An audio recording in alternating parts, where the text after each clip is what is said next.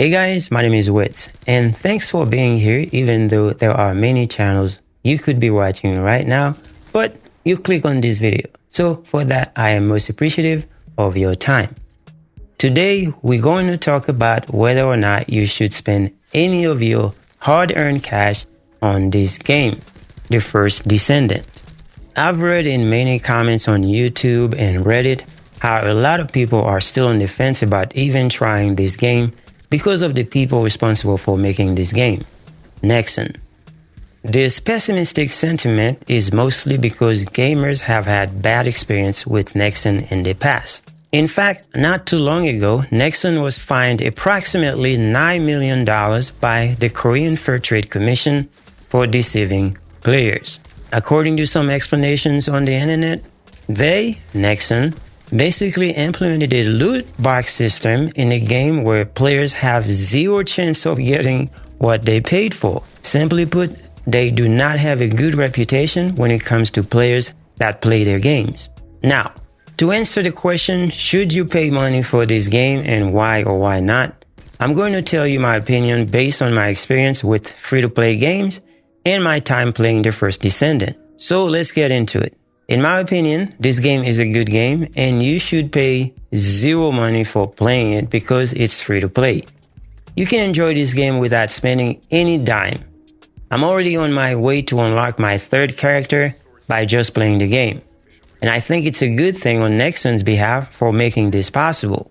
However, they also give you the choice to purchase the characters if you don't want to spend the time grinding for them. That said, there are many reasons people will feel like they have to spend money on the game, even though they can get everything by just grinding the game.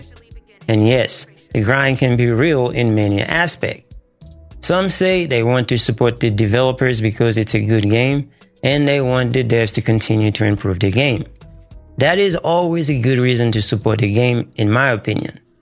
For one, the devs pour their hearts into making a good game, therefore, their hard work should be appreciated. Then again, when you think about why do game companies make free-to-play games if they spend billions of dollars making the games? The answer is obvious, and it's not because they are charitable towards gamers. It's because they know they have a way to make a profit. There is nothing wrong about making a profit when it comes to business. That's the way the world works, but there is something extremely wrong when you have to implement ways to corner some people into spending an insane amount of money for a character in a game. And yes, I know you can grind for any of the ultimate characters, but not too many people will have the patience to do that. The system is put in place for those people, and there are many out there who, for one reason or another, will pay for it. It's fair to say nobody can tell anyone how to spend their money, but my God, ladies and gentlemen, I would have rather paid the full price for a game and not having to deal with all this bullshit. In any case, having said all of that, let's look at some of the best ways you can support the game without breaking the bank. So, if you have to spend any money, your best bet, in my opinion, is to buy the Battle Pass. This is by far the best value that I can see right now, and that's the only reason I am willing to spend any money on this game. And also because I would like to support the devs for their hard work. Besides, when playing Lost Ark, another free-to-play grindy game, I learned not to waste my money on those types of games. Now, let's take a look at the Battle Pass and perhaps you can understand why I believe it's worth paying for. So if we go to Battle Pass, and I already purchased the Battle Pass, and you can see there are a lot of things you can get even if you don't pay anything. So everything that says free right here you can get for free. But there's a lot of good things also if you pay for the Battle Pass, then you can get them. Like for instance, this ultimate weapon, those are the best weapons in the game. You can get those. And there are 12 pages on the Battle Pass. Like for instance, let's scroll over to the right. You can see there are some other weapons. And now there are also some goodies you can get that are not free. But there's also a lot of things you can get for free if you don't want to pay for anything. Again, there are 12 pages of those. If we go through them, you can see there's a lot of good things when you pay for the Battle Pass. And I'm going to show you in a second how much it costs you to pay for the battle pass. So you get to level 96 and you come back over. So there's like 96 level you have to grind to finish the battle pass. And as you can see up there where it says right now, I have 48 days left on the battle pass to complete the battle pass.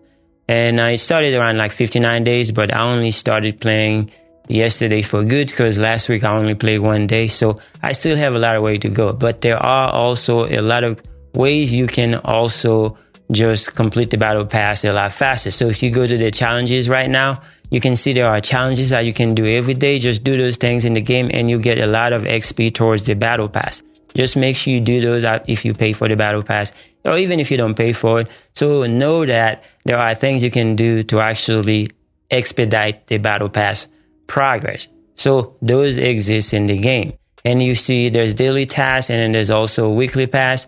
So you have time to actually grind the battle pass and get everything out of it. Now, if you're wondering what the price of the battle pass, so if you go to the shop and go to caliber, and you can see you can get all those. But if you buy this pack right here, which is 520 caliber, the battle pass only costs 500 caliber. But you know, if you want best value for your money, you can also buy this pack right here for $20. Just consider if you were to buy a game at full price, you would have paid like $70. So I think $20 was not a big deal in my opinion. But again, you can play the whole game for free without buying anything. But in my opinion, buying the battle pass for about $10, which is about 500 calibers, is not a bad deal.